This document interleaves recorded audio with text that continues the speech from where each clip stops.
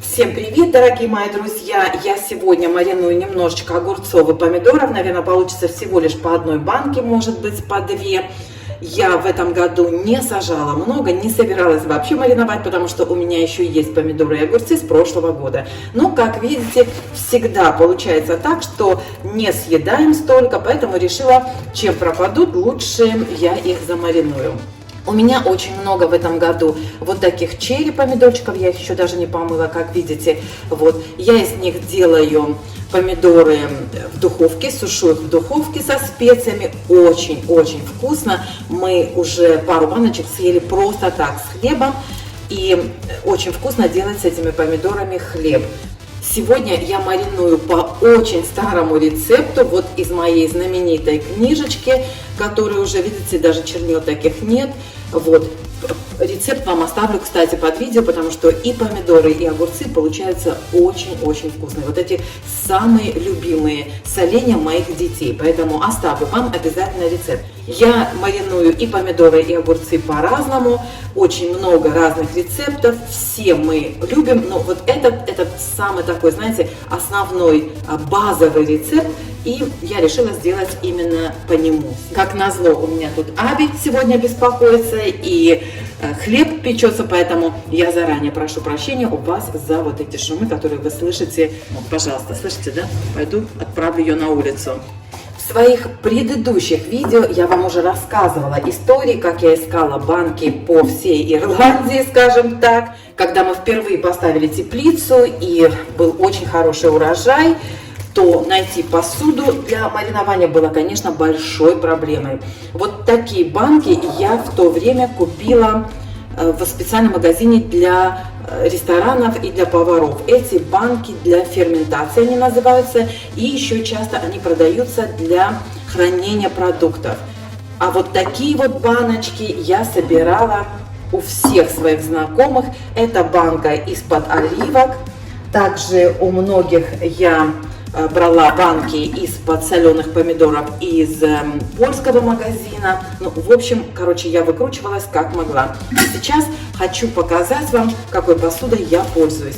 Кстати, совсем недавно одна из моих подписчиц, Татьяна из Англии, спрашивала меня про банки, поэтому, Танечка, специально для тебя, ну и для тех девочек, кто живет за границей и у кого есть дачный участок, в Германии, например, или если у вас есть теплица и вы хотите закатать баночку помидоров для себя, или просто у вас есть возможность купить дешевые помидоры и сделать банку для своей семьи. Покажу вам, какими банками пользуюсь я. Вот мои дети, например, всегда хотят баночку своих помидоров, не любят покупные. Итак, вот про эти банки я не говорю. Сохраняйте, спрашивайте у знакомых, у тех, кто покупает, например, помидоры маринованные в польских магазинах. Вот, и вот это все собираю, это все мои знакомые знают. Кстати, я прошу отдельно, например, свою семью сохранять вот такие крышки и поменьше, которые, потому что они, конечно, ржавеют, и их удобно поменять. Я купила здесь, когда-то мне попались, смотрите, по 50 центов, попались вот такие крышки. Я купила, по-моему, 3 штуки, они отлично подходят вот к этим банкам.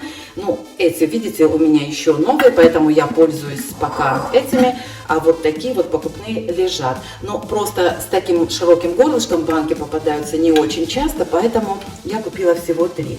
И еще когда захожу в магазин, вот смотрите, вот, конечно, предпочтение отдаю продуктам в таких больших банках. Вот покупала перец в одном из арабских магазинов.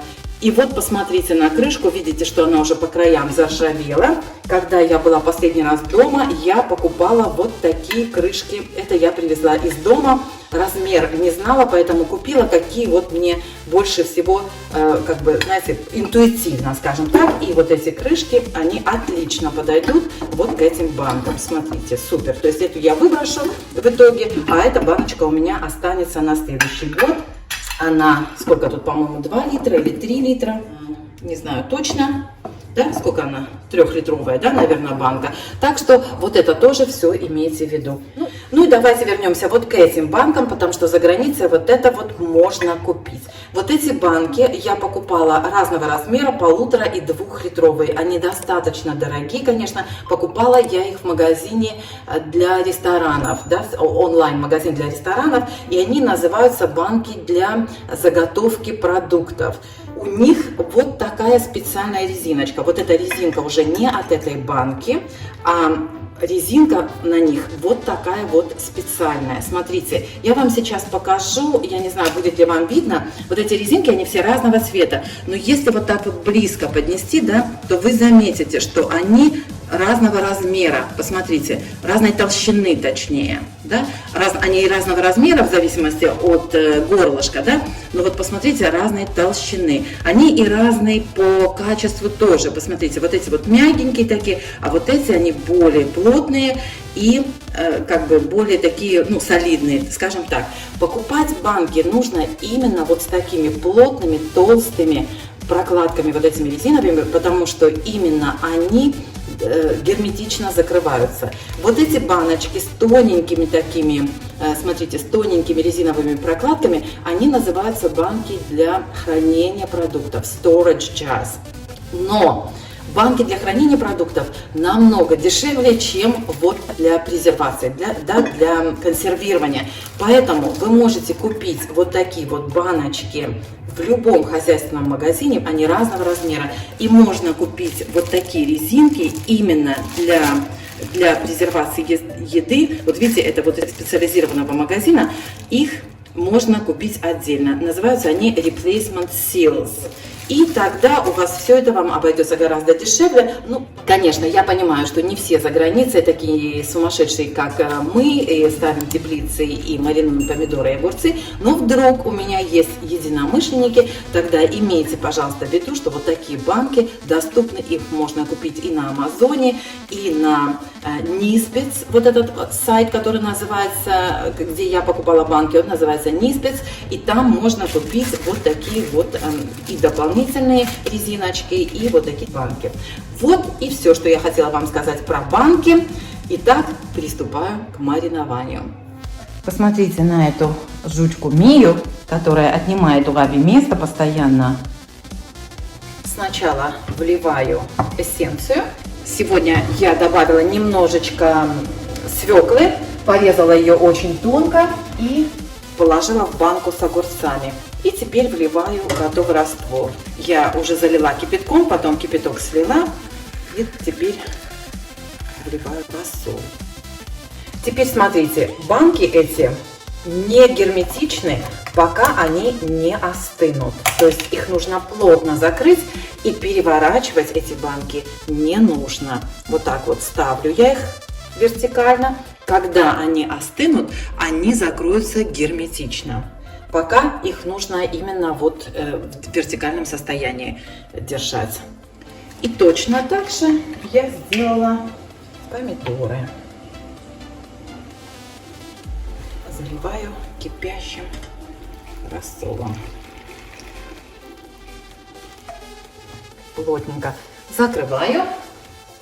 Чуть-чуть рассола вылилось. Это значит, что банка прямо заполнена. Так, вот хорошенечко плотно закрываю. Проверяем на герметичность, чтобы не было пузырьком. И, конечно, эту банку я переворачиваю. Ну и мои всем известные одеяльца. Вот и все. Оставляю, пока банки не остынут. В прошлый раз это у меня заняло почти что двое суток. Всем пока!